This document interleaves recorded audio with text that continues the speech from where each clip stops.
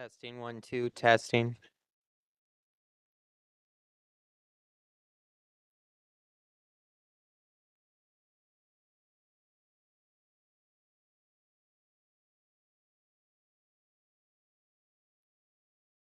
Testing 1 2 testing.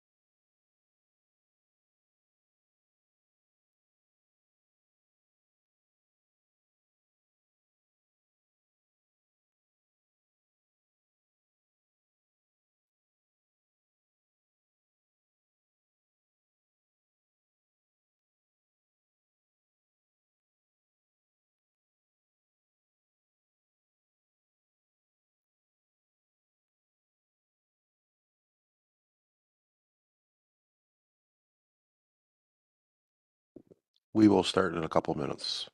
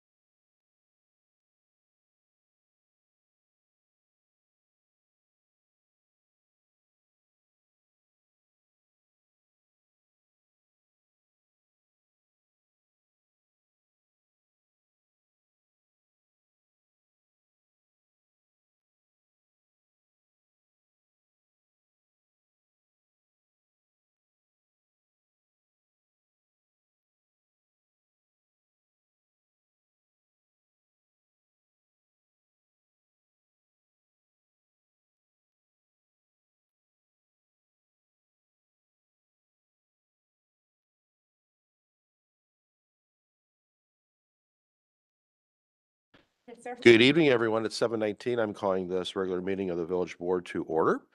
This meeting has been given public notice in accordance with Section 19.83 and 19.84 Wisconsin statutes in such form that we will apprise the general public and news media of subject matter that is intended for consideration and action. Roll call is showing that we've got a quorum tonight. We do have Trustee Kaminsky, Borst, and Pieper are absent and excused, and we do have Trustee Baum that's calling in via WebEx. We're on item 3, Pledge of Allegiance and moment of silence. Before I ask you to stand, I do want to share some rather troubling news that we received over the weekend. This past week, a pillar of our community, a wonderful person, a person that lived in my neighborhood, passed away. Dr. Tom Albero. He passed away at the young age of 69. I do want to read some things from his obituary. With broken hearts and love, we announce that Thomas J. Albero began his journey to heaven on July 14 at the age of 69. He is survived by his lovely wife, Mary, their 5 children, and 11 grandchildren. Tom dedicated his professional life to serving others as a respected dentist and founder of Dental Professionals, where he built a practice known for its compassion, integrity, and excellence. Like I mentioned, Tom was a pillar in our community. Tom gave back to his community in many, many ways. He offered free dental care for those in need. He founded the Albrecht Free Dental Clinic and served as president of the Rotary, the Chamber of Commerce, and the Germantown Scholarship Committee. Tom will be remembered for his optimism, generosity, steady presence, humble nature, and trust in God. Tom truly led by example. Tom's memory, by doing something he believed in honor of Tom's memory, please do something that he believed in. Lend a hand to a neighbor, never miss an opportunity to say a kind word, and simply spend meaningful time with those people around you. Again, we will miss Tom. He was a wonderful guy, but he's in a much better place. So please stand for the Pledge of Allegiance and for a moment of silence. I pledge allegiance to the flag of the United States of America and to the republic for which it stands, one nation, under God, indivisible, with liberty and justice for all. Thank you. President's report. Good evening, everyone. I'd like to share what has been going on since my last President's report update of 2 weeks ago. I hope that everyone enjoyed their weekend and embraced all the good things that are occurring in our region. I would like to thank our Park and Rec staff once again for putting on great music at the Pavilion this past Thursday at Fireman's Park. Musical entertainer Rebel Grace put on a great show to what appears to be record attendance. And speaking of more entertainment, at Fireman's Park this coming Thursday from 5 p.m. to 9 p.m., a Taste of Germantown sponsored by the Kiwanis will be taking place with many food trucks and 3 musical entertainments at Gill's Pavilion. At the same time, Park and Rec will also be putting on a family fun carnival for all ages. So come out to Fireman's Park to celebrate all the good things about Germantown. It's been a very busy couple weeks within the village. The village board at the last meeting voted to move forward on Sutton Farms residential project, which I supported during my candidacy. With our upcoming budget showing a deficit of $60,000, this net new construction will only positively impact our budgets going forward. And speaking of the budget, department heads have been instructed to reduce their non-salary expenses by 5% to ensure draft 1 of a balanced budget comes to the board. In addition, I've also asked our village administrator to document the proposed draft reductions and to assess the risk as it relates to both impact on village services and impact on revenue. By having this information, the committees and the board will have additional tools to assess and finalize the budget going forward. Couple thoughts on the budget. The gap as we start 2026 budget process is because village revenues grow more slowly than village costs. Some, but not all of this is due to increasing costs of employee salaries, but we also have seen a significant increase in other costs, including things like road salt and our contract for garbage and recycling collection. Our primary source of revenue, the property tax, is limited to net new construction, which does not keep up with inflation. This is why we need additional smart development. Absent that, we will continue to have challenging budget years year over year. And speaking of potential net new construction, on Monday, July 28th, we will be having a joint meeting of the Village Board and the Plan Commission to continue the conversation on next steps associated with the Village Center project. Including that meeting, you will hear presentations from Ellers on 3 financial options to move the project forward that include 2 options being a proposed TID and 1 option that does not include a TID. I have asked that each option presented include a financial risk section to ensure full financial transparency for the board, the commissioners, and the public. For awareness, we will also have an overview on of the status of all the TIDs within the village, their sunset dates, anticipated tax revenues that we will be receiving post-sunset, and the impact on the overall tax levy. Finally, this discussion-only meeting will also have some recommendations being presented for a possible flower source RFP, related process, and next steps. Wrapping up, it's been a very busy couple of weeks since we last met, and there is a lot going on in our community. I'm looking forward once again to our meeting this evening as we work together to move Germantown forward. Thank you. We are now on to item 5, announcements of forthcoming events of public interest, committee and department reports. Trustee Rick Miller, any updates? General Government and Finance will meet in this boardroom on Monday, August 18th. And just a couple of highlights. We did go over a few things tonight. 2 that are coming to the village board.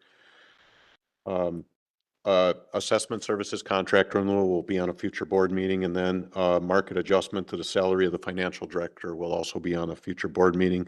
We also had a good discussion about the future of the broadcasting of our meetings and what meetings will be recorded. But no decisions have been made yet. We asked for further information. Great. Trustee Cutts, any updates? Public Safety will meet in this room Monday, August 4th at 6 p.m. We were originally trying to go to either the police department or fire department and have an open meeting so people could tour and see. I will not have a quorum for the meeting, so we are going to have the regular meeting here. And everybody can be present at 6, and then we're going to work on some options to get something together for viewing for both options for the public. So that will be announced once that's finalized. Thank you. Trustee Kaminsky is absent and excused. Trustee Ward. I could speak for her. Public Works is scheduled for Wednesday, August 6th at 5:30 in this room, and the Utility Advisory Committee is scheduled for the 30th, Wednesday the 30th in this room at 5 o'clock. Pardon? I can talk about a couple as well. Okay. Okay, we'll also be having a Tourism Commission meeting that's taking place on July the 28th. The Germantown Community Library meets tomorrow. Is today the 21st? Actually, I apologize. They meet on the 23rd, and that's at 5:30 p.m. And we will have a joint Village Board and Plan Commission meeting, which takes place on July the 28th. Thank you. Trustee Miller, Jen Miller. We will have an Economic Development Commission meeting here at the Village Hall in the boardroom, August 12th, Tuesday, from starting at 6 o'clock. Thank you. Thank you. Would anybody else like to share items of public interest? Okay, moving on to item 6, citizen input. If anybody'd like to come forward tonight and address, we will welcome that. And please keep your comments to 4 minutes. Good evening and welcome.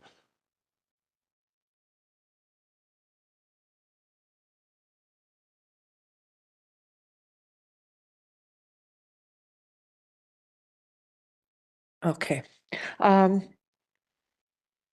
Just what I heard tonight has really hurt me when I look at the people in this village that are struggling to live and pay their bills.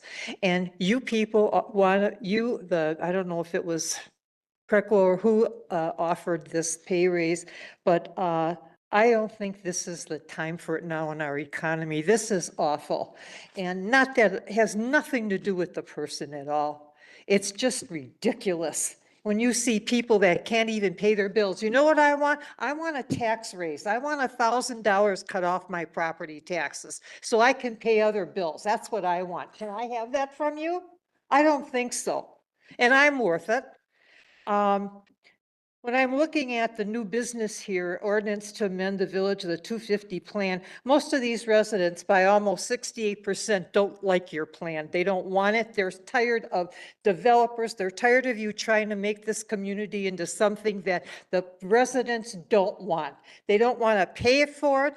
You're putting our tax responsibility way over the top. And then getting to, I'm going to skip a couple things with this sewer thing and go on to vacant land agreement with the Village of Richfield. We shouldn't even be doing this right now. They don't even have a plan. So how can you plan on something when who you're doing business with doesn't have a plan? It doesn't make sense to me.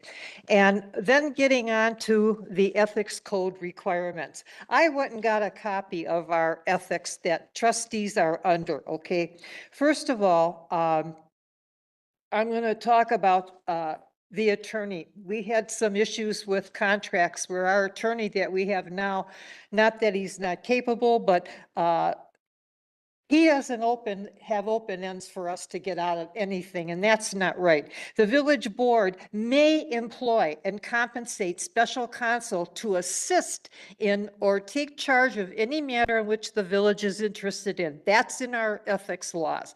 The village administrator shall inform the attorney of the appointment of special counsel. So I think there's some cases when we have big contracts where we could engage special counsel, especially in real estate deals, like what happened with this Bailey Copeland deal where this woman misled this board. And I told you about it when I called BMO Bank and nobody listened. And here's the public officials and employees are agents of public purpose and hold office for the benefit of the public. That's us, taxpayers. And they are bound to uphold the Constitution. And they're to discharge faithfully the duties of their office, regardless of personal considerations, recognizing that public interest must be their prime concern. This is in the ethics for the board, okay? We, the taxpayers, are to be your concern, and our expenses and how you tax us and what you do in this community. This is part of your ethics. And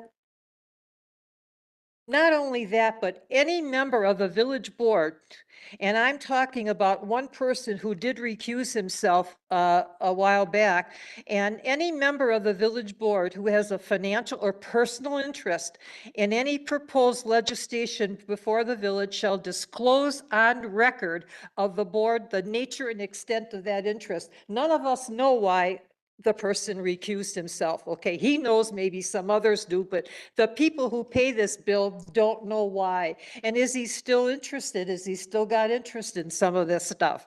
And it shall be disclosed. And not only that, but it shall be disclosed on the records of the village board or the appropriate board. And this is what we're up against here. And we're sitting here voting for stuff that I don't think we should be voting for. I think the timing is off. The condition of economy is so bad.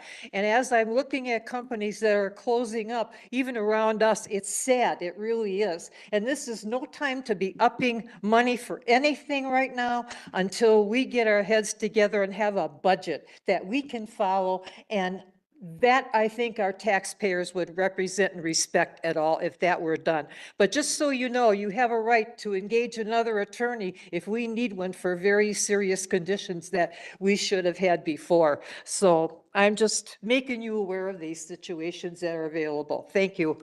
Thank you very much. Would anybody else like to speak tonight? Good evening and welcome.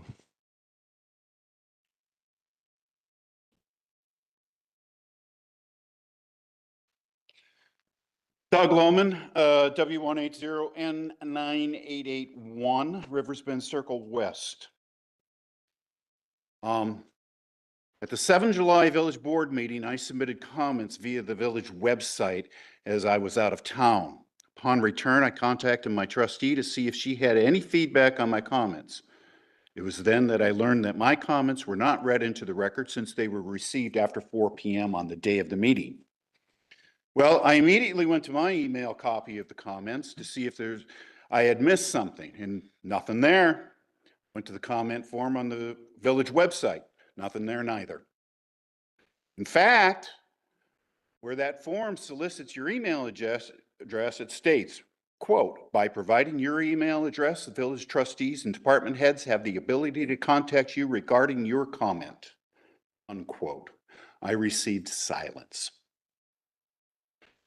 I went to the agenda and there it was in the small print. You got me. I now know the secret handshake. But wait, that is mentioned there after an email address to submit comments. There's a disconnect between what the agenda says and what the online form says. There's also a tangential question here. Has this rule been consistently instituted in the past? A cursory look on my part said no. It's been waived numerous times. So you're playing favorites. The next thing I looked into was what happens to that form when I hit submit? Where does it go? It was then that I learned that it goes to every elected official sitting at this dais here tonight.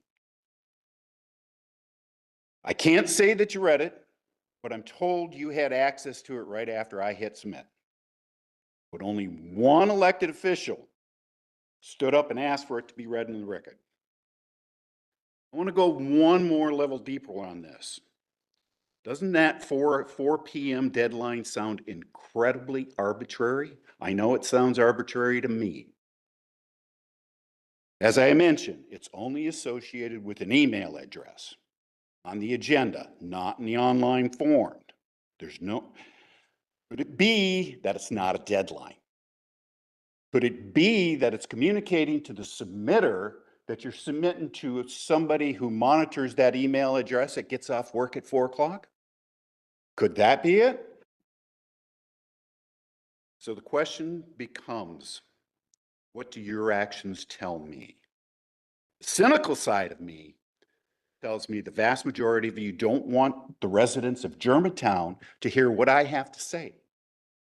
You saw an opportunity on a technicality to shut me up and you took it. I have said numerous times to this body, what you do speaks so loudly, I can't hear what you're saying. Also, remaining silent speaks volumes. A fundamental obligation of government in this country is to protect citizens against exploitation and coercion. And government in and itself is fully capable of being exploitative and coercive. The irony of this event happening on the closing bookend of the weekend we celebrate our independence has not escaped me at all. I read the Declaration of Independence each and every 4th of July. This event reminds me of something therein. And that's where that sacred Congress was enumerating the offenses of the kings in that document. One of them said, and I quote, "He has called together legislative bodies at places unusual, uncomfortable, and distant from the depositories of their public records for the sole purpose of fatiguing them into compliance with his measures," unquote. From a more optimistic viewpoint, I can see how you may have been tricked into this. And I pray my comments here tonight illustrate why you should always err on the side of the constituent. Otherwise, you become part of a tyrannical government. In closing, I want my comments read into the record. I want the residents of Germantown to be aware of my concerns. I want the taxpayers of this village to have a more complete picture. I want your constituents to have the opportunity to hear something more than what's being curated for them by the village government. Thank you for coming. Would anybody else like to come forward and speak tonight? Good evening and welcome.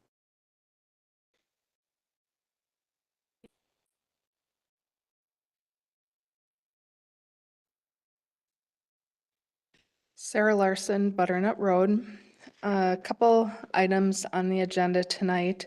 But first off, thanks to Trustee Rick Miller. I really appreciated tonight when you did the round robin of the updates.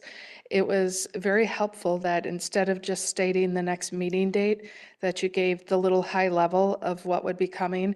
I think that is awesome, because then anybody who is here, they will keep that nugget in the back of their mind and know to watch for it on a future meeting. So that was really good. Regarding D and the ethics code form being on the agenda tonight, I really appreciate that as well. I do think it's very easy as time goes on for people to lose sight of the commitment and the oath that they took for their office, as well as their commitment to employment. I would like to see that signed yearly. I know within my own profession, there are certain things that we receive a little e-presentation, and we have to digitally sign every single year that we commit to that and understand what the rules of ethical play is about everything, confidential information, you name it. So that might also then ease if you can do it electronically in terms of facilitating responses. The other item is the potential closed session item for the village administrator's performance goals. I'm asking that you go ahead and keep this in open session, because I'm assuming it's just the mid-year update on where we are with progress. So there should be no salary adjustment being talked about. And I think it's very helpful for the public to understand what you've set for administrator goals, because currently the board does not have a yearly set of goals. And so the administrator, you're relying on him to lead. And I think the public has a right to know what those goals are and objectives, and if those are in line with what the public wants. So I would be very interested to hear what those objectives are and where we stand with those. Thanks. Thank you. Anybody else like to come forward and speak tonight? Anyone on WebEx would like to speak tonight?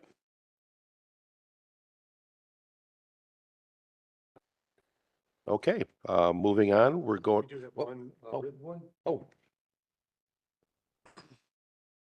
We do have one written comment from the Schneiders, and I'll go ahead and read this. We are requesting the village president to read our comments aloud during public comments tonight. All comments sent in should be read aloud no matter what. Our concerns do matter too. Please explain why the village waits until things totally falls apart, being repairs to fix. Examples: police department explain in an email to us that it should have been done 25 years ago. The cable system installed in 2000 in Village Hall never updated until 2021. Major issues to find a part then. Water and sewer increases not done for 10 years or so, then 83% increase and another increase not too long ago. Fire department building needs major updates, but waits until it gets really bad. The point is, where do you think residents are going to get the money to keep paying for the updates? But you can find money in the budget to keep giving out increases to keep employees here. You need to find a better way of doing the budget. It was said, may a vehicle or will have to be cut this year. Please learn the word no. We will be watching to hear replies to all the concerns. Also, when residents bring up concerns in public comments or send in emails to the comments to be read aloud, we would like to see the concern addressed during the meeting or soon after that. Suggestion: once a month, take all concerns and address them and discuss them.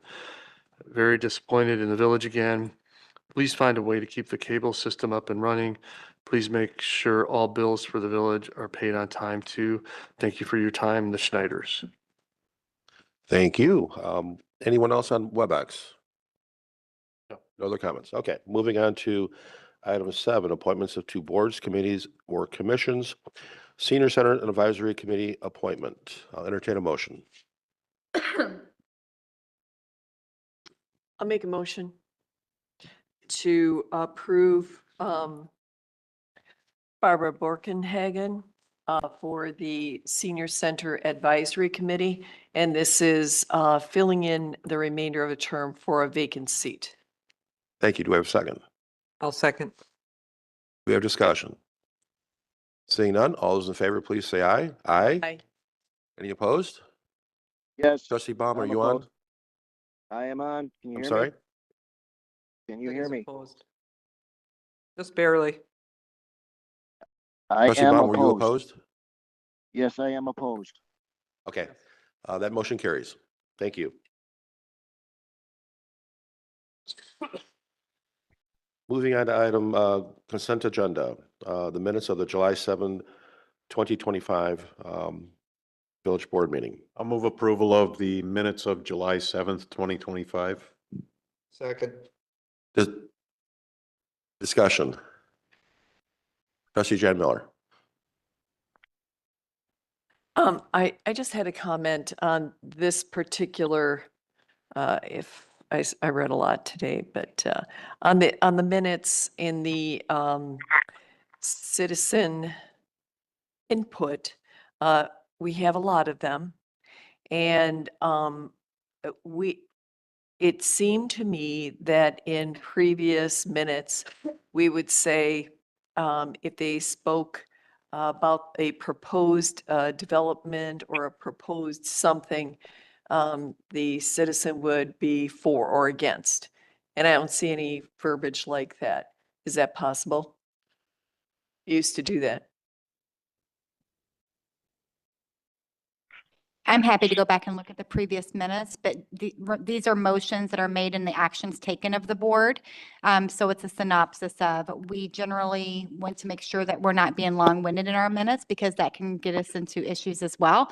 Because what one person might think is important, another person might not agree. So we are going to keep them as we've done them in the past. And that is making the motions and maybe stating what their topic was. For example, for tonight's meetings, both at GGF and currently here at Village Board, if the citizen is talking about the budget and or compensation or promotion or salary, we will specify that, but not get into what their opinion of it was, just regarding what the subject was that they spoke on. If it is the request of the board for us to emphasize more on that, then we'll be happy to do so. I'm pretty sure I've seen minutes where you just give the item and it's for or against. So that's why these people are speaking. So I would like to see that. It's not, it was this So Trustee Jan Miller, you're like, I'm reading the minutes for right now for citizen input. It was citizen input. Chris Yanchuk spoke regarding the 4th of July festivities. That was not what I was referring to. I was referring to the first one, Lynn Bedsnar, spoke regarding the proposed Sutton Farm development. New item B. So you would ask that we say spoke in favor of or in favor of Favor. against? Or against. Okay, gotcha. That- Rick Miller. That's what I've noticed I before. believe that's what the public hearings are for, and then don't you specify who's for and who's against on public hearings? That's more prevalent at that time. Yeah. Thank you. I preach about that. So thank you, Jan Miller. Still not on. Try this again. Thank you. Yes, to Trustee Rick Miller's point, we do that for public hearing comments. And again, if the direction of the board is for us to, every citizen comment, if they're talking on a subject that they state clearly that they're in opposition or in favor of, we are happy at the direction of the board to do that. But right now you will see that reflected in those public hearing comments. Yeah, I don't know if we need to have a full board vote on that. I think it's a very simple thing. It's simple thing. Getting back to your comment, about Lynn, spoke regarding the proposed Sutton Farm development against. I mean, I have no problem putting that in there. Right. Or in favor of. I have no problem with that. Okay, thank you. So I'll work with staff and see how we could best facilitate that. So Noted, thank you. further discussion. Seeing none, all those in favor, please say aye. Aye. Opposed? Aye. Thank you. That motion carries. We are now on to item 10, public hearing. Where'd it go? A public hearing will be held on July 21, 2025 at 7 p.m. at the Germantown Village Hall located at N112 W17001 Mequon Road, Germantown, Wisconsin, for the purpose of receiving public comment on and reaction to a proposed plan update regarding the Germantown Sanitary Sewer Service Area. The public hearing is being sponsored by the Village of Germantown and the Southeastern Wisconsin Regional Planning Commission, further known as Commission. A draft report describing the proposed sanitary service area, including a map of the area, is on file at the offices of the Village and the Commission. The sanitary sewer service area update will be explained at the public hearing. Following the public hearing, the Germantown Village Board and the Commission will determine whether any changes should be made to the sewer service area as presented at the hearing. The Village Board and the Commission will then consider formally adopting the report and forwarding it to the Wisconsin Department of Natural Resources for use by that department in reviewing and approving sanitary sewer extensions in accordance with the provisions of Chapter NR 110 of the Wisconsin Administrative Code. Interested residents are encouraged to attend the public hearing. Further information about this matter may be obtained by contacting the Village or the offices of the Commission at W231 and 1812 Rockwood Drive, Waukesha, Wisconsin. I'll turn it over to you, Jeff. Thank you, Mr. President.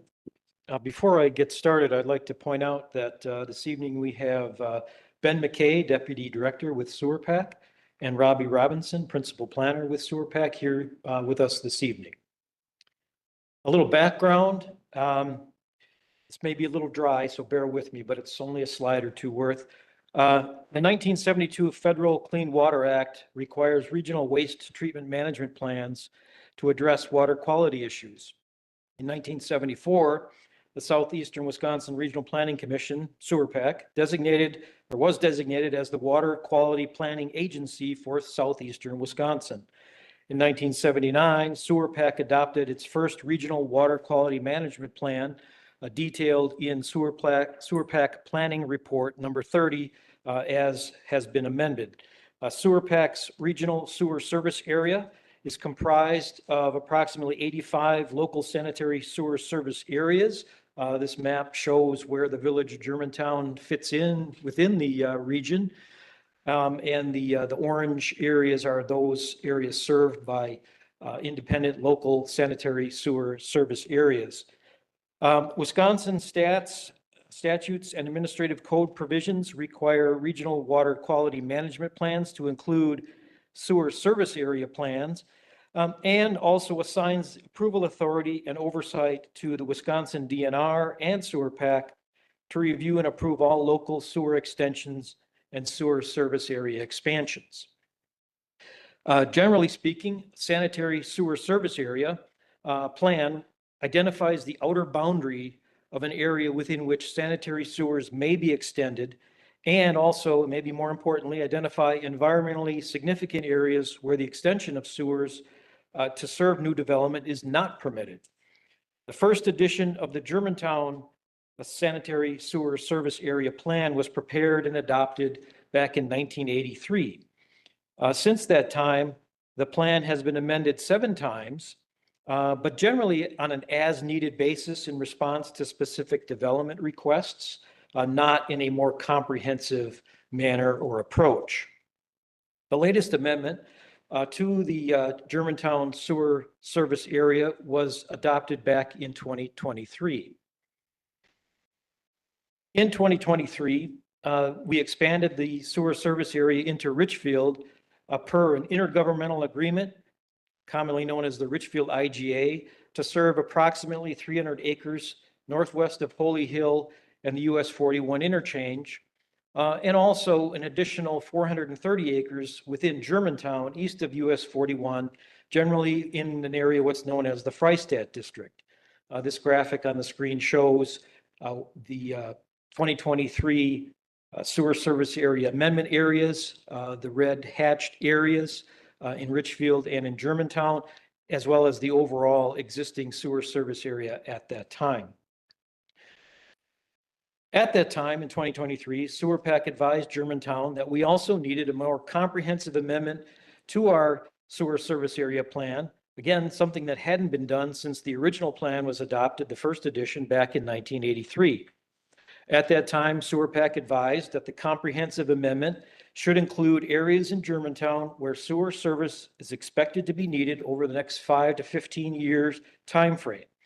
To do a couple of things. One, to maintain consistency, certainly with our own 2050 plan, to maintain consistency with MMSD's 2050 facilities plan, and also to be consistent with the Sewer PAC Regional Water Quality Management Plan.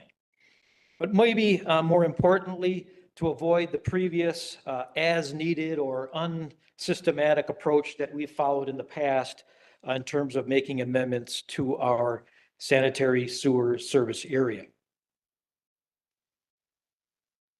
Which brings us to today, our public hearing of a 2025 sewer service area amendment that's proposed. This graphic shows in blue the existing sewer service area and areas that are proposed to be added, highlighted in the orange or tan color, and areas that are to be removed. The 7 areas that are to be added total 1,369 acres. The areas to be removed, there are 2 of those, totaling 197 acres. This amendment would bring the total sanitary sewer service area up to 11,349 total acres. Again, 1,369 being added, 197 being removed, for a net increase of 1,172 acres. The areas that would be added include potentially developable land for residential, commercial, industrial, and business park land uses consistent with the 2050 plan. The areas to be added also have the potential for adding or resulting in the addition of 4,100 increase in population as those areas build out and ultimately build out. This would bring the total population estimate, according to Sewer PAC, for the sanitary sewer service area to approximately, or an average of 31,700, between a range of 29,000 and 34,500. And finally, one of the more important considerations is the consistency with the MMSD facilities plan, as I mentioned. In their review of the proposed boundary amendments, as shown on the screen, MMSD has determined that there is sufficient available capacity in the interceptor sewer area that can accommodate flows from development in the areas to be added under this particular amendment. They've also indicated that there may be a need for certain lift station improvements required over time, as documented in a Village of Germantown sanitary sewer system facilities plan update dated May of 2025, which I understand is still being reviewed by the village for those detailed lift station improvements. This graphic shows the overall resulting sanitary sewer service area that includes the proposed amendments that are subject of tonight's public hearing. I would point out that reviews that have been conducted to date by Germantown include, as documented in our Public Works Director, Matt Mortwood, his July 17th, 2025 memo that was included in your packet. He summarized various meeting dates where the proposed sewer service area amendments were discussed, modified, and endorsed by various committees for submittal to Sewer PAC and DNR for their review and ultimate action. Back in the Utility Advisory Board has reviewed various components of the proposed sewer service area amendments back in April 24th of 2024. November 18th of 2024, and again in January 27th, 2025. The Public Works and Highway Committee has reviewed the proposed amendments back in May of 2024 and again in February of 2025. And finally, the Village Board reviewed the recommended amendments that are subject to tonight's public hearing back on February 17th, 2025. In terms of future actions that are required following tonight's public hearing of the proposed amendments and the update to the Germantown Sewer Service Area as detailed in Community Assistance Planning Report number 70, the second edition. It's dated June 25, 2025, also included in your packet. The Village Board would take action on a resolution to adopt the Germantown proposed SSA amendment and the Community Assistance Planning Report. That resolution is scheduled on tonight's agenda under new business. Or the board could table action to address any substantive comments or concerns that are raised either by the public during the public hearing or by trustees, and possibly recommend additional revisions to the SSA amendments that would go to Sewer PAC, and we would basically cycle back through the amendment process. We'd go to the public hearing with any changes that are made and carry on from that point. Finally, after the Village Board takes action on a resolution to adopt or not, if they do approve the resolution, then the Sewer PAC Planning and Research Committee would review and make a recommendation on the sewer service area amendments. Their recommendation would go to their full commission that would take final action on the proposed sewer service area amendments. Right now, we're on a preliminary schedule where the Sewer PAC Planning and Research Committee could possibly review the proposed amendments in August of this year, and the full commission of Sewer PAC could possibly take action at their quarterly meeting in September of this year. If the board decides to table action, those dates would likely get pushed back to a later date. And finally, after Sewer PAC, the commission took final action. Their action would go to the Wisconsin DNR for their review and final action on the proposed sewer service area amendments. So there's additional activities that need to take place following tonight's public hearing. With that, I'd invite either Robbie or Ben if you have anything additional you want to add. Otherwise, you're available to respond to any questions that come up. So with that, we are able to go to public hearing. Okay, we are now in public hearing. I read the public hearing statement. Would anybody like to come forward tonight, either for or against? Good evening and welcome.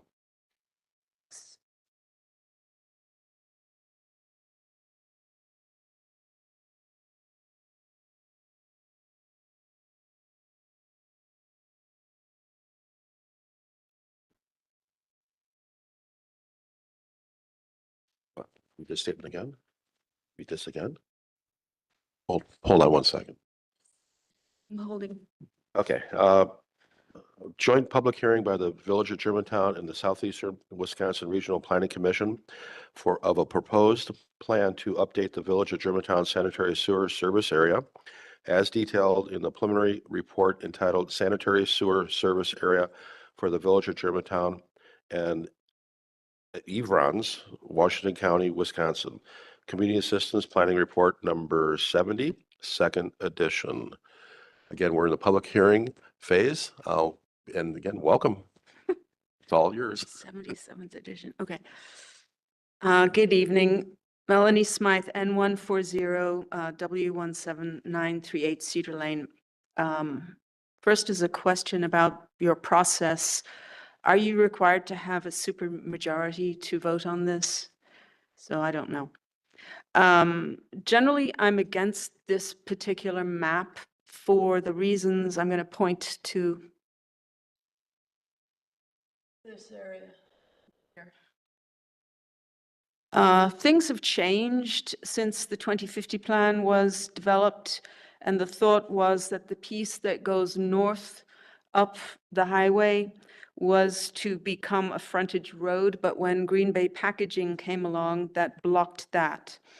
Also, it's unlikely that the railroad crossing is unlikely to happen where the High Point Pass dead ends into the MMSD property. And that was originally intended to connect down to Freistadt. So I think that coupled with the basically incomplete 2050 plan, because there is a conditional review process that's still not scheduled and supposed to happen for this area.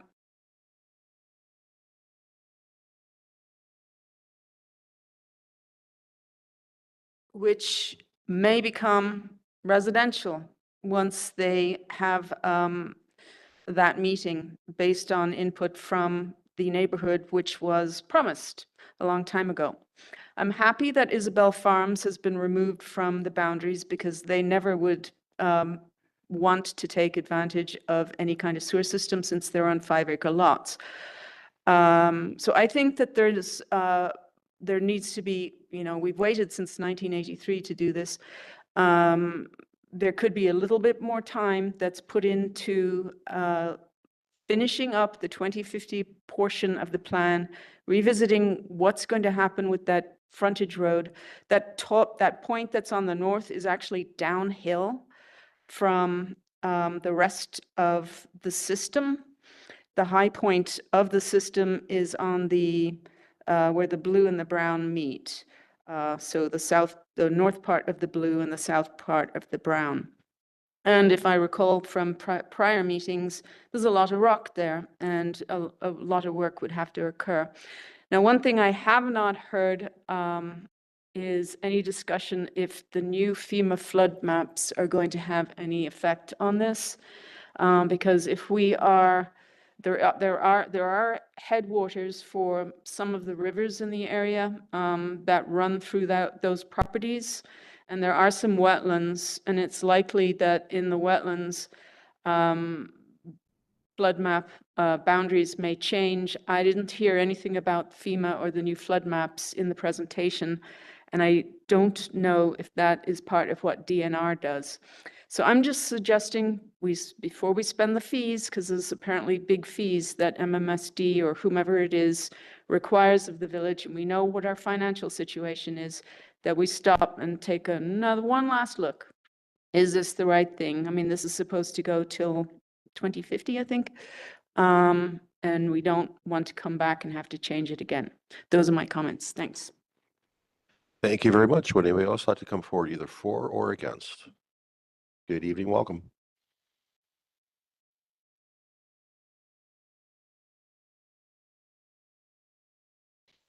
So I do have a couple questions. Given that we see that there's generally a problem with appropriate notices of things being done, for this hearing, did a mailer go out to all of the property owners within these impacted areas? Or was it simply that little green sign that's not readable as you're driving by? And can anyone answer that? The village or? No notice was sent? No, there were no mailers done on this, for this. And I'd say that's probably reflective by how few people are here. And so then my next question is, if this passes, then are people required to connect to the sewer in that area, or could they still opt to have well and septic for their properties?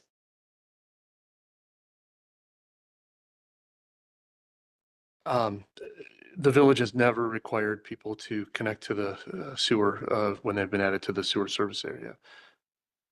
What about the water? Or water. Okay. Because I think the previous commenter brought up a good point about the 2050 plan and the fact that meetings haven't been done.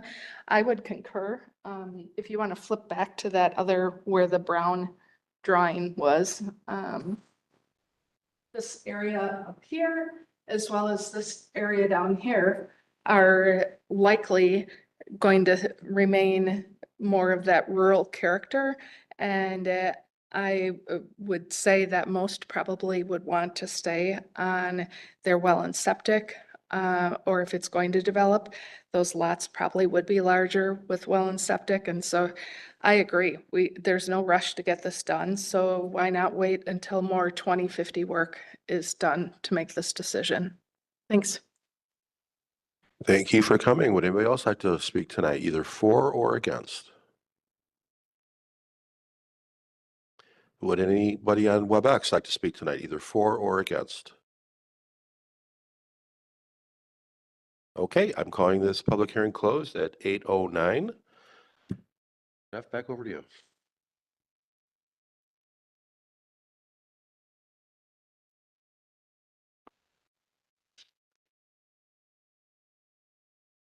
At this point, this item is really done unless the board has questions for staff, including Sewer Pack staff who are here. We do have the resolution item that's also on the agenda. It's not the next new business item or the first new business item, but the second one at this point. It may be appropriate to move that up. Okay. The first new business item. Do we have any questions or discussion relative to the comments we just heard? Trustee Warren. How often has DNR gone against what Sewer Pack has shown in a sanitary sewer system plan? There's been a lot of vetting to get us to this point, and now it's another entity, an agency that's not part of that whole process. And I'm just like to see what the coordination is between the two agencies and if You're on. if there could be pushback from DNR on this. So the commission has been designated as the area-wide water quality management planning agency for the southeastern Wisconsin region. In that capacity, we work very closely with DNR staff, and we've always had good communication and agreement, at least in my experience. Trustee Cutts. One of the things that was mentioned previously was the reason we were taking that small amount out was because we're paying for something where sewer likely wouldn't go, but we're adding quite a bit more that we're going to be paying for where nothing is. I know from what I've heard, the big tan area on top really, they want to get more industrial up there, which would be water. I live north of that area and I've spoken to several people in District 2 in that area who aren't interested in city sewer and water, so to speak. They want their wells, but what kind of cost increase is adding that much with when we don't know what's going to be happening there yet? So the commission isn't involved in setting any rates or any ordinances that the village might have with requiring people to connect if in fact they are in a public sewer service and there is infrastructure that goes in front of their property. So I kind of turn that question back over to the village to answer, at least for any village ordinances. So I can try to answer the two questions. One is, it really is up to the discretion of the village board whether you want to require people to connect to sewer or water. And I don't think the village ever has in the past. We have had, in the 8 years that I've been with the village, there have been other additions to the sanitary sewer service area, and the village has not required people to connect to sewer or water at that time. And then with the question regarding the cost that was brought up, that's in reference to MMSD and their charges to us. MMSD has basically two budgets. They have an operating budget and a capital budget. Their capital budget is allocated out to communities based on the property value of the areas within those communities that are served by MMSD. So, and that's an equalized value, and there's over 24 communities that are part of that. So it's really impossible to put a specific number on what the financial impact would be. But what I would say is, if you look at the properties that are being added, those are undeveloped farmland in general that are relatively low value. Some of the areas anyways that are being subtracted are currently residential, and those are currently part of that calculation, and those are being taken off. So even though there's a smaller land area that's being removed than added, the there's probably higher value per acre in the area that's being removed than the area that's added. And the farmland relative to the total overall value of the sanitary sewer service areas, probably not real significant. So I guess what I'm getting to, I can't really estimate, but I would say it's not a large dollar amount that we're talking about. And if I could just add that the commission would recommend that when new development occurs, particularly new development that's larger than, say, like a single family home, maybe new commercial, industrial, new subdivisions occur within a sewer service area, then we do recommend that that new development be served by public sewer. Of course, we're an advisory agency, so that is our recommendation. We do get involved when it comes to reviewing specific sewer extensions that go to essentially structures that are going to be larger than single family or two family homes. So in those reviews, we would recommend, again, public sewer serve those new developments as long as those new developments are not encroaching into primary environmental corridors or secondary environmental corridors or isolated natural resource areas that are comprised of lowland resources. Thank you. Further questions, discussion? Trustee Jan Miller. Thank you. So in the packet, it leads into what you were just saying on page 30. It recommends preservation of primary and consideration for secondary environmental corridors and isolated natural resources. And we are all about rural areas and preserving those. So I want to make sure that it's taken care of. So that leads me to the FEMA report. And I think we were all anticipating that the FEMA report would be here by now, actually. And I've heard that the FEMA report isn't going to be coming out till 2026 now. And there are several area, we do have a lot of wetlands and things like that. And where the floodplains go, that could change how the map looks. And so I'm just real tentative about, I don't want to do something that doesn't have the FEMA report in it, because then we're going to have to change it again. Would you agree? So we will use the most recent data that's available from FEMA as long as that data has been adopted by all the required governing bodies. So if it's not, that step isn't taken until 2026, you're right, that's not going to be shown in your current mapping. Now, when we do our reviews of specific sewer extensions, we will attempt to use the most current data possible. So we may be able to use updated FEMA maps in individual sewer extension reviews or updated wetland data in individual sewer extension reviews too, as long as it's available. So we do take that step, although in some cases we may have to go back in our reviews to what is in the adopted sewer surface area plan.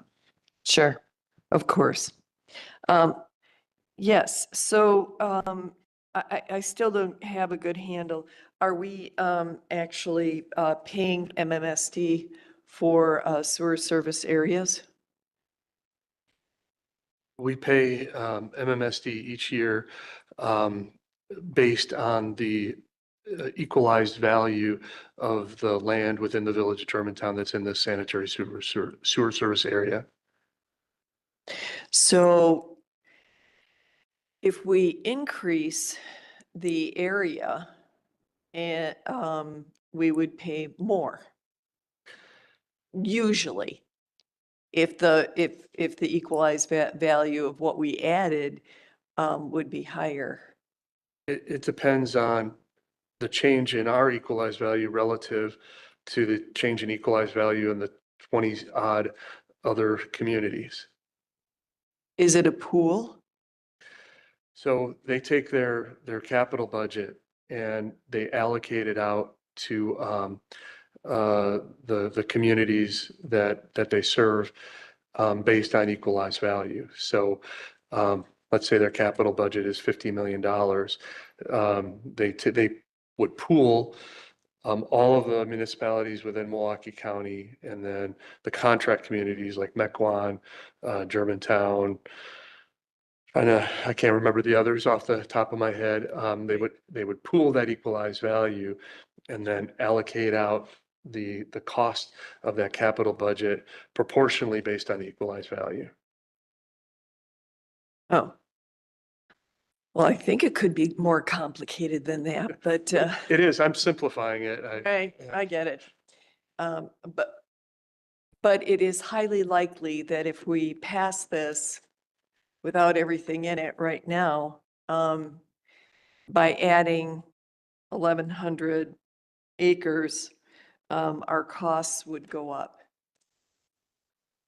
I would say what's fair to say is that if we add the acreage and then you subtract out the value of the land that we're subtracting, whatever that net number is, if it's a positive number, we'd be paying slightly more than we would if we did not add any land for development in the sanitary sewer service amendment area. So are we saying any of the acreage that we would be adding is not developable? Which ones? As you can see on this particular graphic, the primary, secondary environmental corridors are identified along with the isolated natural resource areas. And in the report itself, Community Assistance Planning Report number 70 that was included in the packet, there are some very detailed graphics that have been prepared that show in a very clear scale those environmentally sensitive areas that development would not be permitted under this particular sewer service area plan. But then is that subtracted from MMSD's bill? No, it's not subtracted, but generally land that's not developable is a very low value. Okay. And then I might have one more question. I think that we should pause this. And it also said something about upgrading 4 existing pump stations. That's correct. What's the cost for that? So there is a facilities plan that was mentioned in the presentation at the beginning of the public hearing. That facilities plan does have some very high level kind of planning cost estimates in it, but what would likely need to happen would be a more detailed analyses, alternative analyses of those lift stations and what to do with them. And then you would have probably a more accurate cost once those alternative analyses are completed. Okay. And would that be the, I'm asking my team here, who would be responsible for getting those estimates? Would that be DPW, Utility Advisory Committee? What are we talking here? Yes, all of those. All of In those. fact, in talking with the village engineer earlier today, he indicated that there is an effort underway to get that detailed report or reports to the advisory committee soon for their review. I don't know, Kevin, if you have 30th. anything you want to add? That's correct. Great, thank you. Thank you. So to me, we really need to get a few more costs analysis for this and make sure we have some neighborhood meetings and understand what's going to happen in that, on the other slide, the Brown area, because I have been in, thank you, several meetings where people from the Woodside subdivision have come in front of this board and said, we need a buffer. And I want to make sure that a buffer is in that area so that they don't get blinded by any more lights from industrial lights on the buildings. Also, I just wanted to ask, we have the Richfield in here from the IGA. Do they pay any portion of the MMSD? cost? Yes, they pay the portion of, based on the value of the land that's in Richfield. And would we have to bill them then? I have to go back to remember the IGA and how the mechanics of that work. I don't recall off the top of my head if they pay that directly or, I actually, I think it would go through us. yeah, I do believe it does go through us, but that is a cost that's paid by them. But as soon as we add them, if they're not added now, They're They are. already in. oh, so they are paying us then. This would be the first year. Because it's a new map? Yeah, that was added, I believe that they were added last year. That portion of Richfield was added to the sanitary sewer service area last Well, year. I'd like to have that clarity on that as well. Okay. Thank you. Trustee Bob Warren. So just maybe to clarify, so the higher the equalized value, the more we pay MMSD. But equalized value only increases if you develop that land, correct? Correct. You know, right now it's assessed as agricultural land, which has a relatively low value. When it develops, it'll increase in value, but then we'll also be collecting more in Right, it would property be tax. offset by the taxes Right. and that. So what we have here, just because we have a larger sanitary sewer or service area, doesn't mean we're paying more just because we show a bigger area. That additional area has to be developed to increase the equalized value, which would then increase the fee to MMSD, which would be offset by the taxes then. And it would be connected to the sewer system, so they'd be paying that way as well. So to deny this because the argument is it's costing us more, it's not costing us more. If it is, it's insignificant. Yes. Okay, just wanted to clarify that. Thank you. Trustee Rick Miller.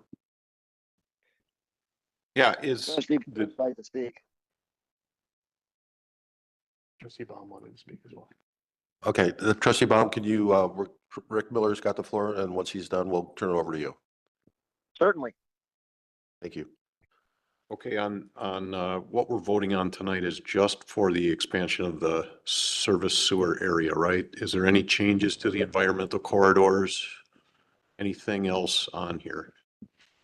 Well, the resolution adopts the proposed boundary amendments as well as the planning assistance report, the community assistance planning report number 70, second edition, that was included in the packet. And in there, it details those environmentally sensitive areas that development couldn't occur in as we go forward, assuming the areas are eventually added. Okay. So commission staff would have used the most recent environmental corridor data available to us, which is going to be significantly more recent than the presentation was accurate before when I talked about amendments being kind of added in a piecemeal fashion. So you'll have some portions of your current plan right now that have, very old corridor information for parts of the Yeah. village.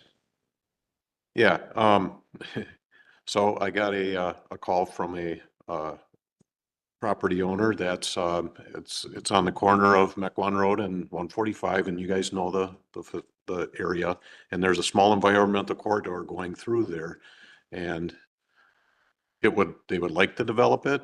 They're not sure it can be through that corridor. They've heard that corridor is possible to be developed. Does this change anything when it comes to that possibility? Because it's a very small strip of corridor, and it's between two very wet areas, but there isn't much on that property itself. Yeah, I know there was a request to reclassify or eliminate the environmental corridor designation on portions of the property. And that was reviewed by Sewer PAC staff, and the response was essentially, if Ben, you can jump in as you see fit. The response was, well, that generally doesn't happen once it's included in the sewer service area, but you can propose that to the commission and run through the process. But frankly, I think the response was, you can try, but it's probably not going to be successful.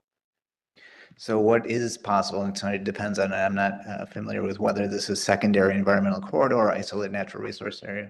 You said it's secondary? Primary. No, it's primary. Okay, yeah, so primary would be an area we would identify in this particular plan as not being developable with urban development. There are some other like very low density residential options or other uses such as institutional uses, transportation or utility uses that potentially can be compatible with development within corridors.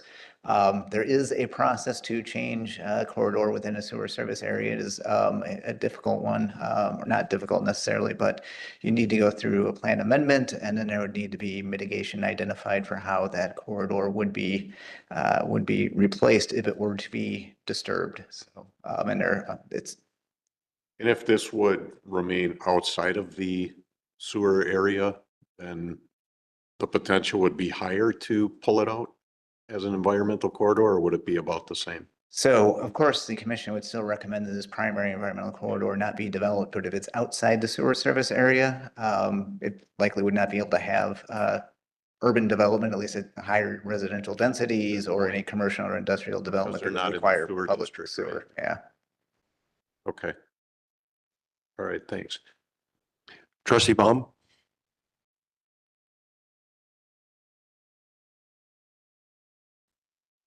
Trustee Baum, you've got the floor.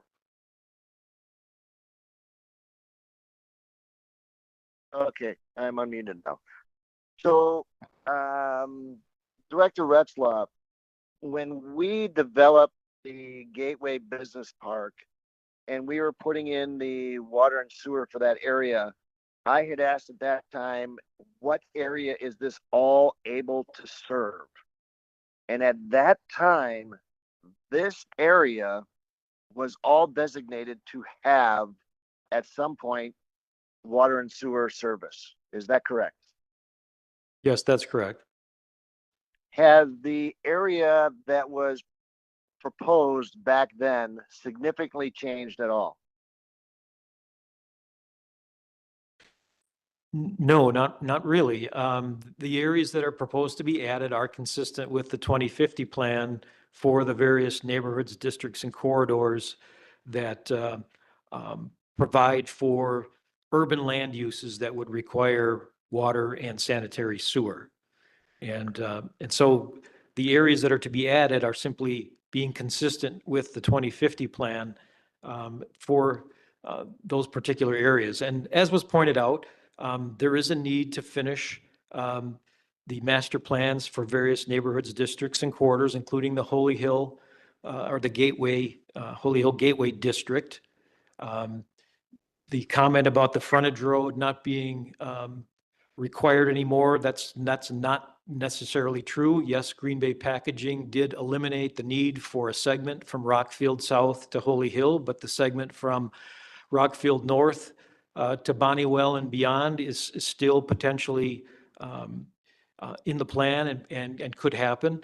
The railroad crossing south of Holy Hill is still under consideration. That effort has been just simply put on hold pending acquisition of land by Richfield south of the railroad. So that's an opportunity for that area to continue on as originally thought for future development. And the area north of Rockfield was designated as a piece of area that couldn't be developed with anything other than agricultural uses unless and until the master plan is complete for that particular area, specifically for the purpose of identifying the buffer area that people are calling for and that the plan calls for around the perimeter of the Holy Hill Gateway District area to serve as a buffer between the urban uses in the district and the existing low-density rural or residential uses that exist, such as the Woodside neighborhood. Correct. And that area has been identified and will not be allowed to develop. And that is north of the Holy Hill Business Park, south of the Woodside development. That gap between the two is not allowed to develop until neighborhood meetings are being held. Right, until the master plan for the Holy Hill Gateway District is complete, which would include, the process would include neighborhood plans, neighborhood meetings, as the term is Correct. coined. Correct. Yes. And we have agreed to have those meetings. We will have those meetings. Nothing will be developed in that area until those meetings are held. So we are holding to our agreements, our obligations, our the guidelines that we had set out. We will hold to that for that to be developed.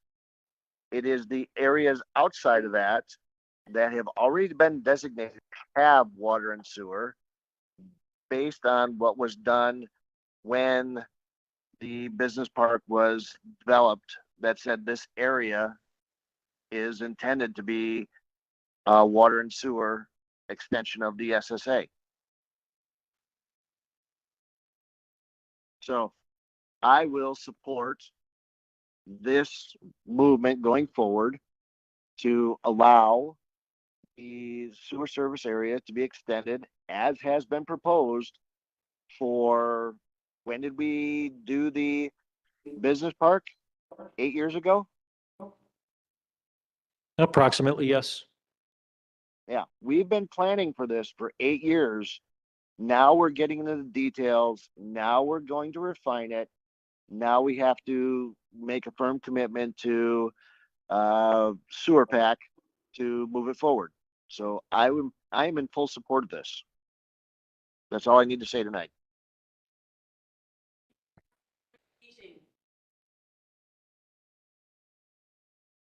Thank you. Trustee Chan Miller. Thank you. I am clearly against moving forward with this only because of the FEMA report.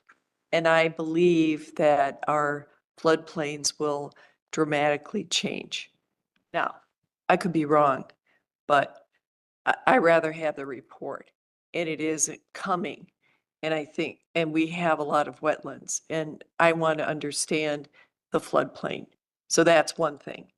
And then, Mr. Retzloff, could you please explain what the brown areas are on the southwest quadrant of this map? You got one little teeny tiny strip. It almost looks like a city lot. And then you've got two triangles. Why are, no, the Are you brown, referring to the three areas in section gonna be 32? they're going to be added to the sewer thing, right? Oh, 32. I can't read it. Yeah, I guess so. Yes. The one rectangular area that's just north of the little county highway Y symbol, that is the most northerly part of the Sutton Farm development that's being added to the sewer service area to complete an entire parcel. One of the issues that the village has to deal with when they're going through a process like this is there certain criteria that the DNR and sewer pack have with regard to properties that can be added to the sewer service area. And one of those criteria is they don't split parcels. So they have recommended that we add the balance of the Sutton Farm property. The triangular areas to the north, the one to the right in the northeast corner of section 32, that too is a don't split the parcel requirement that's being added to complete that. And the area to the left and the most northerly part of section 32 around the what would be the Highway 175 or Appleton Avenue at Lannon Road, County Y intersection. Those are areas that are expected to develop within the next 5 to 15 years. And that's why they're being added to the sewer service area. So that would be by the roundabout? Is that close to? Yes. Okay.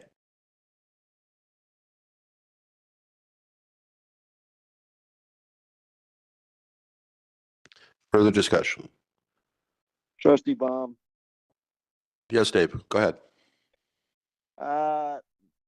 This FEMA floodplain issue that is continually being discussed, to me is somewhat irrelevant because the floodplains are going to be what FEMA establishes. And all the defining criteria of this sewer service district will adhere to the FEMA floodplain criteria.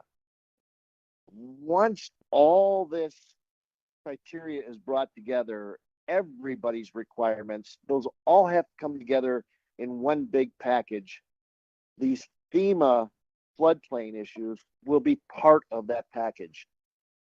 To say, no, we can't make any decisions until that happens, I find that to be a little irrelevant because when it does happen, we will decide based on what FEMA does.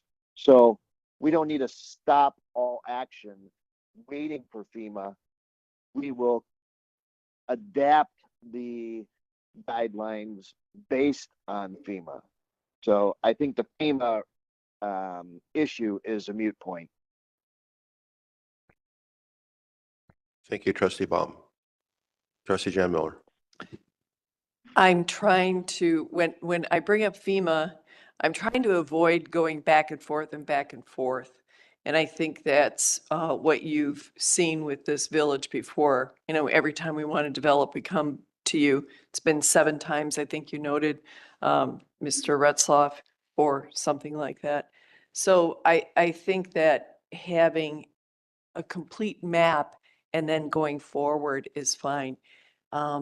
Since this is, we haven't done the neighborhood meetings yet in that northern area, this will give us some time to do that.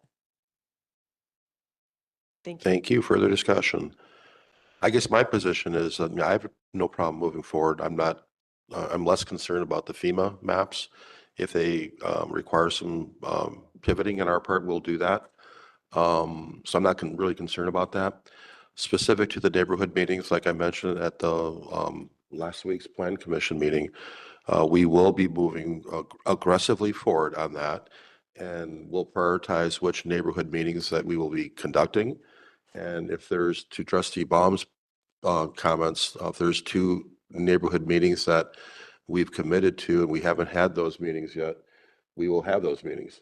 We just have to figure out what the process is on a going forward standpoint.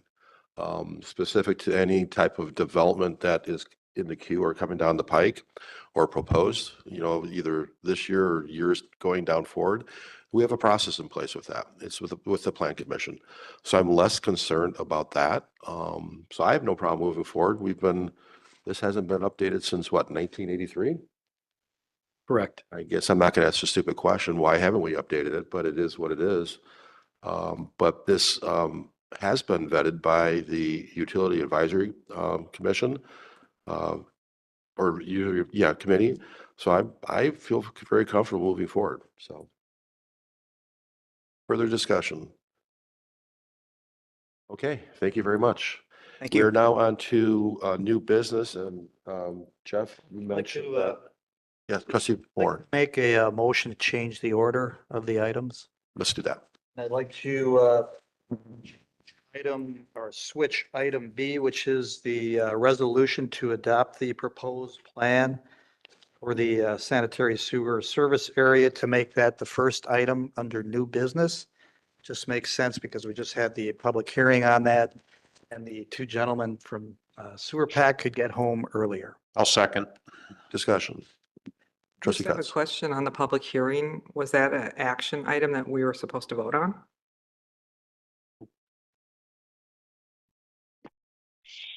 No, the public hearing was simply to receive comments concerning the proposed amendments and the planning report number 70, the second edition. The action item is the resolution item that there's an effort afoot to move that up to be the next item for consideration by the board.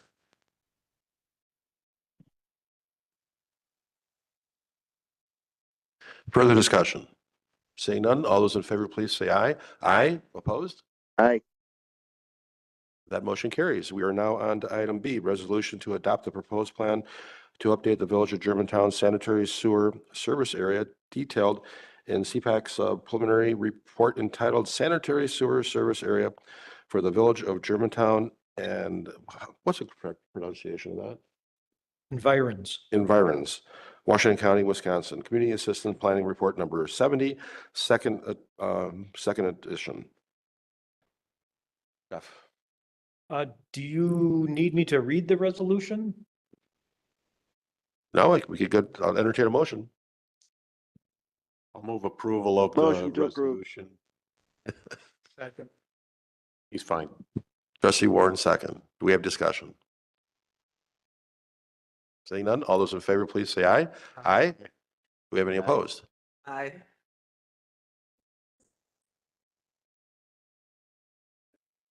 David's approved. Trustee Baum, could you please clarify if you were voting in favor or against? I was in favor of the motion. To That approve. motion carries. Thank you. Thank you. That motion carries. We are now on to item A.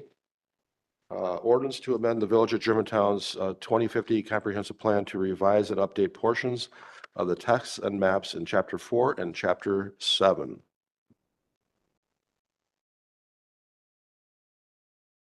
I will entertain a motion.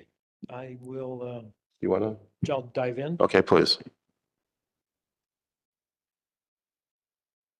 Related to and a direct result of the sanitary sewer service area amendment is the need to amend the 2050 comprehensive plan, would be amendment number 3. The purpose being to incorporate the sanitary sewer service area boundary amendments that are proposed in terms of the mapping, and also take advantage of the opportunity to make some minor revisions to update text and the maps in chapters 4 and chapter 7. This is a relatively minor amendment to the plan, similar to amendment number 1 that was made back in 2023 when we amended the sewer service area to incorporate the Richfield IGA area. As discussed previously, the last amendment to the sewer service area was back in 2023 when we expanded the area to serve approximately 300 acres into the village of Richfield pursuant to the Richfield IGA, and add approximately 430 acres in the Germantown area east of US 41, generally known as the Freistadt District. Again, this graphic, as you saw before, shows what the proposed 2023 amendment looked like. And if you can imagine, those areas, since it was approved, are now blue. That encapsulates the entire current sewer service area as it stands today. As we discussed previously, the proposed boundary amendments include 7 areas that are to be added, 2 areas that are to be removed. And the sewer service area amendments necessitate changing portions of the 2050 plan to maintain consistency. As I mentioned, we are proposing to make some text changes in Chapter 4 that are detailed in the exhibit to the ordinance that was included in your packet with strikeout and underlines. There are also text revisions and map revisions to Chapter 7, also as detailed in the exhibit and in the ordinance. Quickly going over what those are, in terms of the maps, we're deleting the current map on the left, replacing it with the map on the right that shows the proposed amendments to the existing sewer service area. We're deleting this map on the left and replacing it with the map on the right that shows what the existing sewer service area is, plus the potential area where sewer service could be extended into, which is the lighter blue areas that aren't currently served but would be added. We're also deleting this particular map, which is no longer necessary because of the amendment that was made back in 2023. And we're renumbering a map that shows the entire planning area for the MMSD planning area for the village of Richfield and the village of Germantown combined. As I mentioned, the sewer service area boundary revisions are consistent with actions taken previously by the Utility Advisory Board, the Public Works and Highway Commission, and the Village Board earlier this year. Again, the 2050 plan amendment is needed to maintain consistency between our plan, the sewer service area plan, and Sewer PAC and MMSD, their 2050 facilities plan. And the activities that have occurred to date include the Sewer PAC preparing the Community Assistance Planning Report number 70, second edition, that's included in the packet. The joint public hearing is, obviously, we held that earlier this evening. And the idea at this point is for final approval to be taken by Sewer PAC, possibly as early as September in their next quarterly meeting cycle. If for some reason we can't make that consideration would move to their November meeting and planning cycle. With that, I would point out that the Plan Commission, they considered the item at the last week's meeting and are recommending approval of the proposed amendment to the 2050 plan, both the text and the map amendments to Chapter 4 and Chapter 7 as proposed and included set forth in Resolution number 1-2025, a draft of which was included in your packet. Thank you. I'll entertain a motion.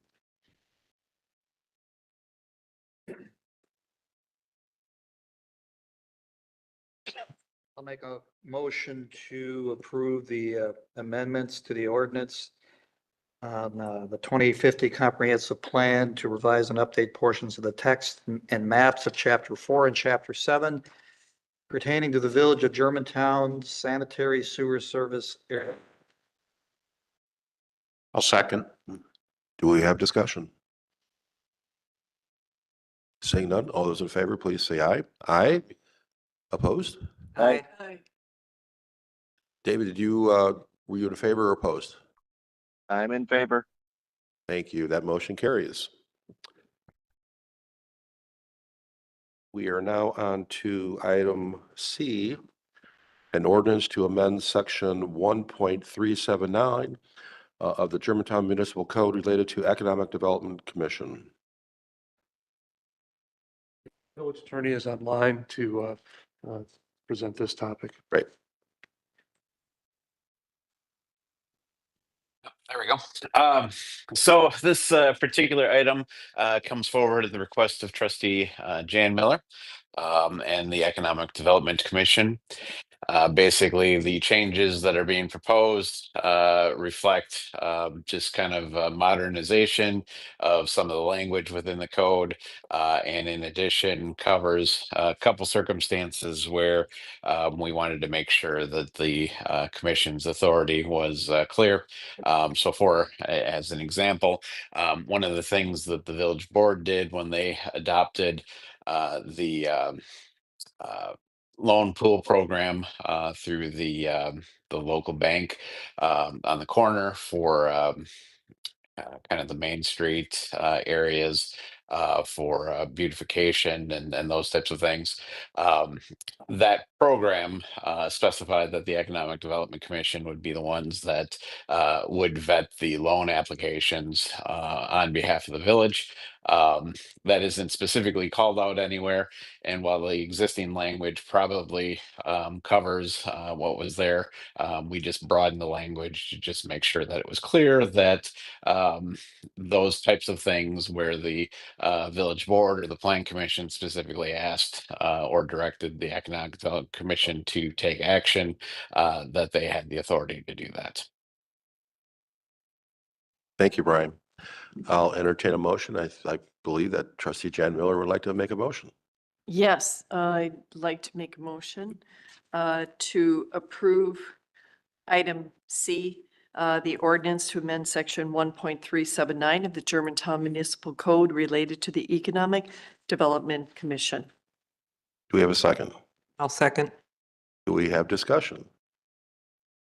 Seeing none, all those in favor, please. Trustee Baum. Yes, trustee Baum. This was discussed at Economic Development Committee, and in that discussion, the members of the EDC actually were commenting that the generality of the movement is, the generality of the ordinance is sufficient to get the information across to all the potential users. And in getting it more specific as it's being presented actually will cause more problems, because if any participant changes their participation, for example, if Bank 59 chooses no longer to participate, we have to come back through and change the ordinance again. Therefore, I am not going to be in favor of this, and I will support adhering to the original writings of this ordinance in their current form, such that if a banking institution switches, we don't have to change our ordinances because of that change. If any minor differentiation comes forward, we don't have to come back and change this ordinance. Let's just leave it the way it is. It is sufficient the way it is, and there's no need for us to change it at this time. So I will not support this at all. Thank you. Thank you, Trustee Baum. I guess my comment is I want to support my fellow trustee, Jan Miller, on this. And we heard comments from our village attorney, Brian, on the rationale and the justification for doing this. And quite frankly, we just had a lengthy discussion in the public hearing and about the sanitary sewer service area referencing FEMA. And we had some concerns from a couple trustees on that. And I mentioned that if FEMA comes out in a couple of years and it impacts what we just voted on, we'll pivot from that. So I have no problem going back and revisiting things. So I do appreciate that. Trustee Jan Miller.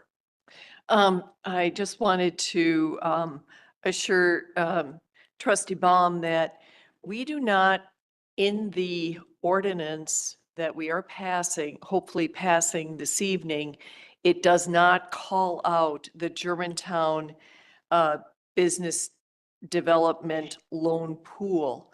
It does not call out that name.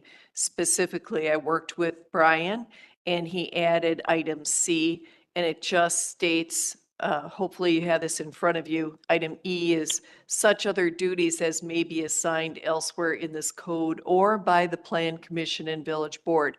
So it's very general, and we hope to continue the loan pool. So in the application, Mr. Kreklow updated that, and Bank 59 used to be Bank 1 or something like that. One bank, I forgot what it even was before. But anyway, we had to update that. And of course, we have Gosha now instead of Aaron Hearn. So all those were updated in the application. So this is a broad brush of what the Economic Development Committee does. Thank you. And Trustee Bob Warren. Go ahead, Trustee Baum. It is because of those specific adaptations that we should not be adapting this. You've got very specific people, very specific institutions. What happens when that person leaves, when that institution no longer wants to do it anymore, when another institution wants to come on board and start participating? You should not get it this specific. It should be left general like it originally was. It is general. The language does not specifically call out any specific programs that was discussed at the Economic Development Commission, but they ultimately agreed with my consensus, as you've noted, which is that having them specifically within the code just made more of a problem long term, and the code as it is presented is just a more general reference to other duties as may be assigned by the Plan Commission or Village Board. Thank you, Brian. Trustee Bob Warren. I was going to ask Attorney Sajak to address Trustee Baum's comments, and he did that. Thank you. Further discussion. Again, I want to support this. I want to support trustee Jan Miller and the work she's doing on the Economic Development Commission. I'm excited about the path forward for that. This is providing more clarity. It's supported by our village attorney. So I'm going to be supporting this. So further discussion. Seeing none, all those in favor, please say aye. Aye. Any opposed? I'm Thank you. That I'm motion opposed. carries. We are now moving on to item D, Ethics Code Form Requirements and Standard Operating Procedures, Discussion and Action. This was an item that was submitted by trustee Jan Miller with co-signature from trustee Borst. So I guess I would defer to trustee Miller to present the item. Thank you, Mr. Krecklo. I requested this item because I asked for a copy of someone's code of ethics signature.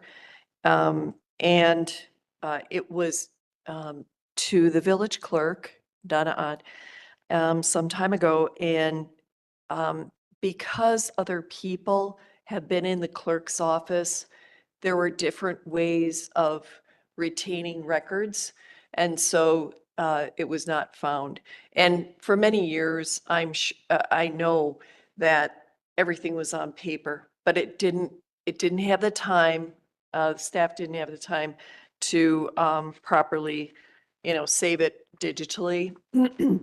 So Code of Ethics, I think, is very important. It's a great reminder for all of us to be kind and follow the rules.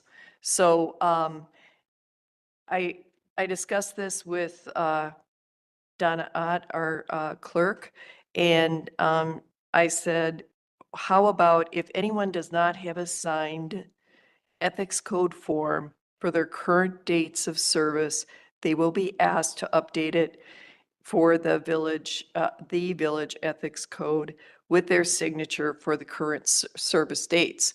So in other words, if you were, let's just say you were elected 3 years ago, your term's up, but you didn't sign it when you were reelected, then you need to sign an updated form. It's the same form that you signed when the elected official came on board. And it is something that the clerk's office requires for all the commission and committee members. And so those do change regularly, so that needs to be updated as well. Thank you, trustee. Well, why don't we have trustee Chad Miller, thank you for framing the conversation or the topic. Why don't you make a motion and then we can open up for discussion. Okay, I'd like to make a motion to I'm gonna do this correctly. For item D, Ethics Code Form Requirements and Standard Operating Procedures. We have a second. I'll second. Discussion. Trustee Bob Warren. I understand if we're just trying to catch up with paperwork, but I take issue with the reason to reemphasize the importance of ethics for the Village of Germantown staff. I don't need a form to reemphasize that. I understand what ethics is. So I have an issue with the statement that it's going to reemphasize the importance of it, because that's not what I need to impress upon me the importance of ethics.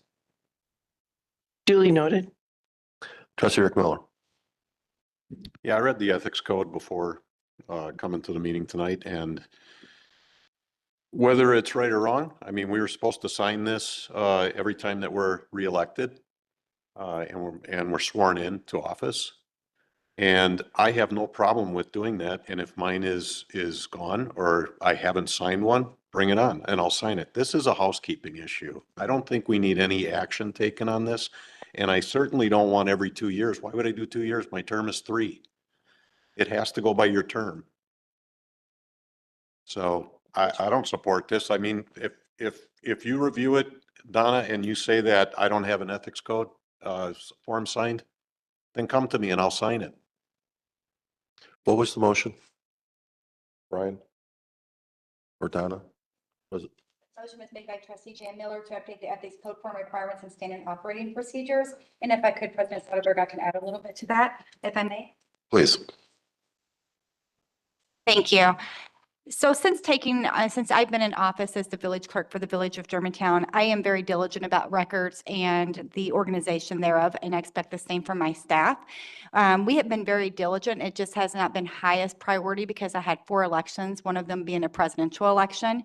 But I hear you, trustee Jan Miller. I too agree that it's very, very important that it's, again, with 4 elections and a presidential election, it kind of made its way not to the top. We have been working on that, and I think President Soderberg, trustee Borst, and trustee Warren, trustee Cutts, you have all been sworn in under me and have had your ethics acknowledgement. It was front and forward, and it was very important. I treated our committee members that have been appointed, whether by President Soderberg's predecessor, in the same manner and fashion. So since I have been here as the village of clerk, I have an ethics acknowledgement for each and an oath as well. And we will continue to do that. And if the board directs me to go back in time and to get one that's current, then I will obviously do whatever that direction is.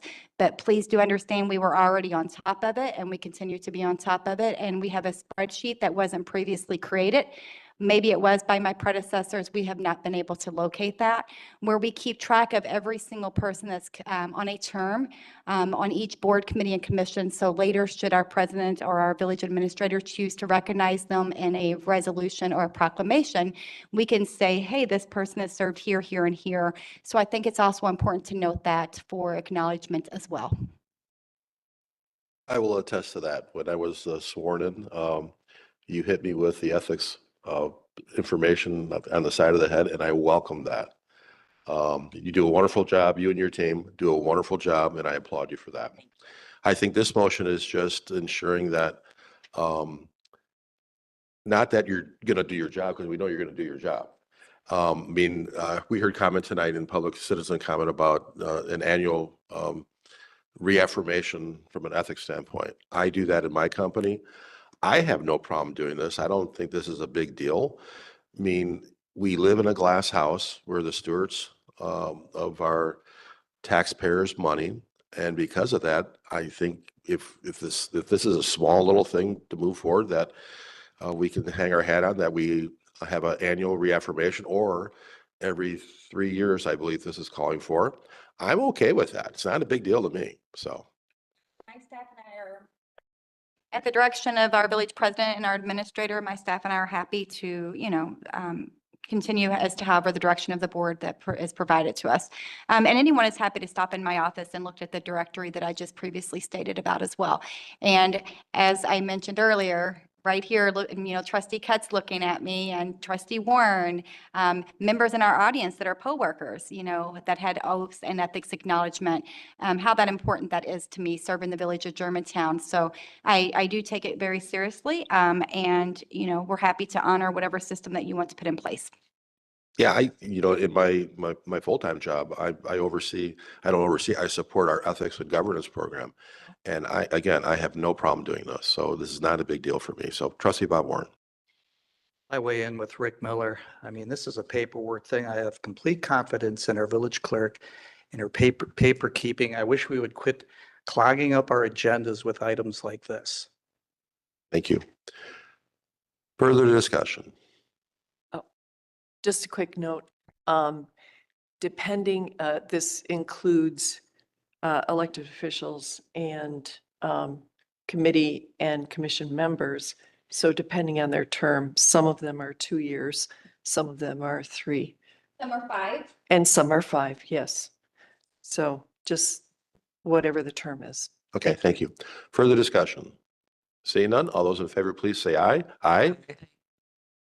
Any opposed? Aye.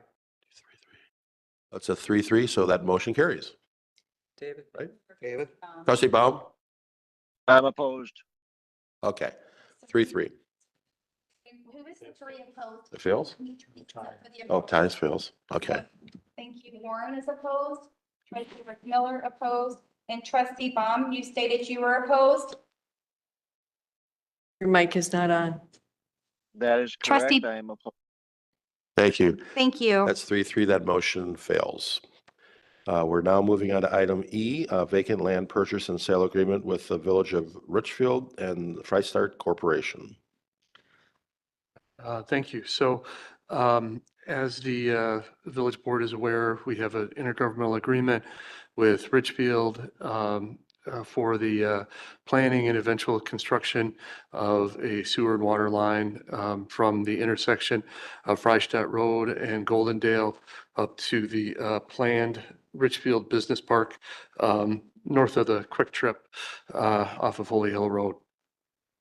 The intergovernmental agreement provides that for this section of the route that we would be purchasing right of way, that and the intention for the right of way was that to allow the Village of Germantown eventually to construct a road over the sewer and water lines.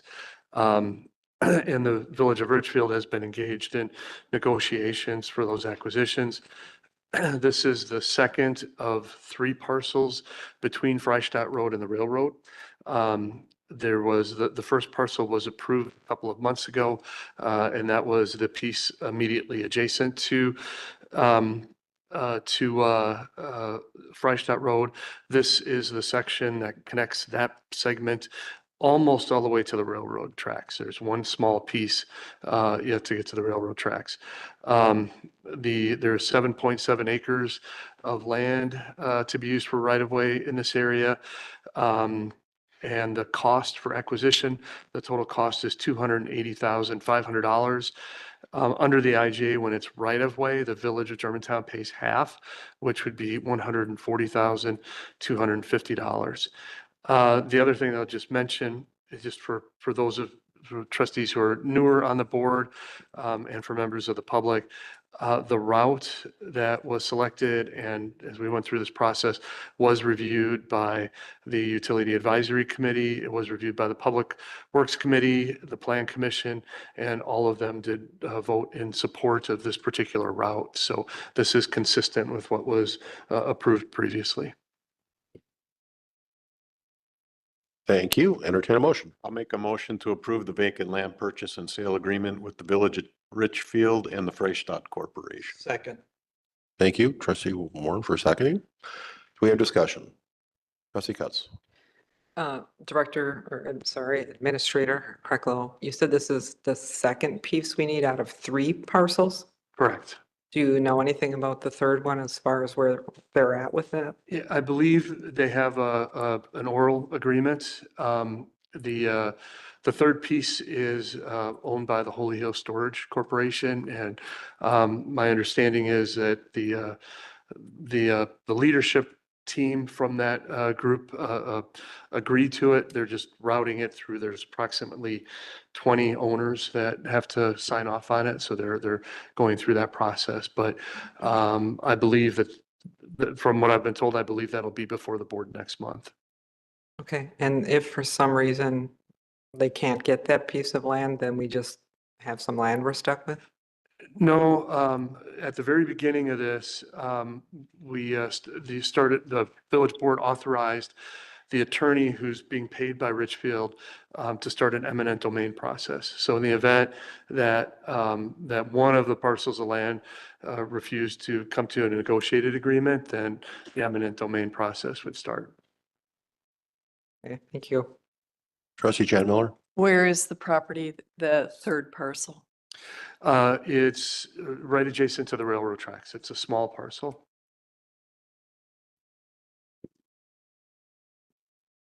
But it's a big link. It is. It's a key link in all of this. When was this passed by the Public Works and Highways? I don't have the specific dates. I would say about a year ago. Yeah, it was, this year.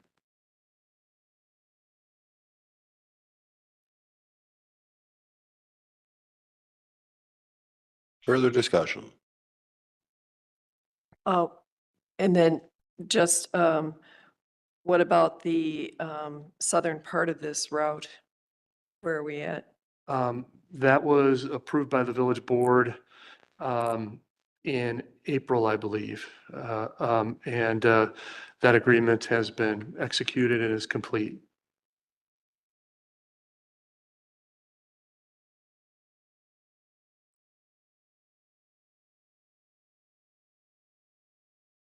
Further Question discussion? from trustee Baum. Question from Trustee trustee Baum. Baum. Administrator Cracklow, can you tell us where we're at on the railroad crossing? That process has been put on pause. We did talk with a consultant who has a great deal of experience with railroad crossings in other parts of the state and working with the Office of the Commissioner of Railroads. We also talked with the railroads and with a representative from the DOT and the Office of the Commissioner of the Railroad. They all advised that we pause the process until at least we have all of the right-of-way acquired that's necessary. They said if we moved forward with a request before we had control of the property that was needed to construct a crossing, they would reject it. So rather than go through the expense of submitting an application that we knew was going to be rejected, we put it on pause. And once we have all the property acquired, then we'll decide about moving forward. At this point, do you foresee it being rejected or accepted? You know, that's one where I think we have a good case, but it's not a sure thing either. The railroad will likely be opposed to a crossing there. The railroad will probably ask that if the village would like to have this crossing, that in exchange, we close another crossing. However, I think the case for the crossing is that this is an area that over the next, quarter, half a century is likely to develop on both sides of the railroad. And not having a safe crossing there with the appropriate safety equipment would be more dangerous than having a crossing. If you have, let's say, sometime in the future, housing on the south side of the railroad tracks, and we're already seeing a lot of business development on the north side of the railroad tracks. And you have two cul-de-sacs that end at the railroad tracks. People are going to go across, and that won't be safe. So I think there's a good case in favor of it, but it can be difficult. I would not want to predict. I wouldn't. This makes I wouldn't bet my youngest child on it. I'll put it that way. We'll do our best to make sure that it gets approved, but can't guarantee it. Okay, I personally will move in favor of this because I believe it is the right thing to do for the long-term agenda of the village.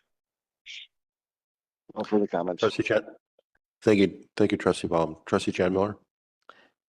Who pays for the railroad crossing if it gets passed? Let's just say the railroad. Not part of it. Well, the right of way, we're paying money. Point of order, that's not part of this discussion. This is a vacant land purchase discussion, not the railroad. Okay. It's all connected. Further discussion? Seeing none, all those in favor, please say aye. Aye. Opposed? Aye. Thank you. That motion carries. We are now, Second that, please. I believe it was, What's the question? We just had trustee Baum state that he would be in favor of it. I am not in. Give me the motion again so I can make sure I'm saying it correctly.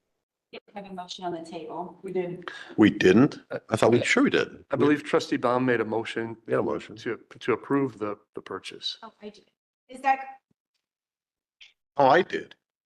Yeah, I made the motion. Trustee Warren. Second. You Yeah. made the motion to Yeah. approve it as presented, trustee Rick Miller? Okay. And trustee Made Bob, the motion. Seconded. trustee Bob Warren made the second. Second, trustee Warren. Sorry. I apologize. That's okay. This is why we asked, so that our minutes reflect correctly. Thank you. Okay, Yes. that motion carries. I am in favor of the motion to make the purchase. Yeah, we just So it's voted on it, 4-2. Yeah. Thank you. We're moving on to item F, Administrator setting 2025 performance goals. The village board may enter into closed session per Wisconsin statutes 19.851C, considering employment, promotion, compensation, or performance evaluation data of any public employee over which the government body has jurisdiction or exercises responsibility, and then may reconvene into open session to take action as it deems appropriate. Entertain a motion. Just a question before we motion, Steve. Is this an update? Should we wait until the majority of the village board is here? I am going to request some changes to some modifications to the objectives based on some changes in direction from the board. So I can see some wisdom in waiting till the rest of the board. The only reason I hesitate is because, we do have, we're not at midnight yet tonight. And I know that we have some other Yeah, we busy got lots of time. agendas coming up, but it would be reasonable to hold this until more of the board members are here. All right, I will make a motion to postpone item F to our next meeting. Second. Trustee Warren, second. Discussion. I think it's a great idea, trustee Rick Miller. Further discussion. Seeing none, all those in favor, please say aye. Aye. Aye. Any opposed? Trustee Baum, you were in favor, correct? I am in favor, yes. Thank you. Okay, we are now at 9:21. This motion is adjourned. Thank you for coming tonight and drive home safe. You have stuff for you to sign. I figured you would.